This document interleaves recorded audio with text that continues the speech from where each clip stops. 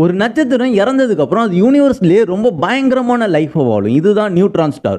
ஒரு பெரிய நட்சத்திரம் அது இறந்ததுக்கு அப்புறம், அதாவது அதோட ஃபியூயல் தீர்ந்து அது சூப்பர் நோவாவா வெடிக்கும். அப்போ அதோட கோர் கொலாப்ஸ் ஆகும். அப்படி கொலாப்ஸ் ஆகுறப்ப ஆட்டம்ஸ் பிரேக் ஆகும். எலக்ட்ரான்ஸ் அண்ட் நியூட்ரான்ஸ் ஒன்று சேர்ந்து நியூட்ரானா ஃபார்ம் ஆகும். இதுதான் நியூட்ரான் ஸ்டார்னு சொல்லுவாங்க. இந்த நியூட்ரான் ஸ்டார் ரொம்ப டென்ஸான ஒரு ஆப்ஜெக்ட். இதோட சைஸ்ன்னு எடுத்துக்கிட்டிங்கன்னா அப்ராக்சிமேட்டாக ஒரு சின்ன சிட்டி அளவு 20 கிலோமீட்டர் தான் இருக்கும். பட் ஆனால் இதோட மாஸ், இதோட வெயிட் நம்ம சூரியனோட ரொம்ப அதிகம்.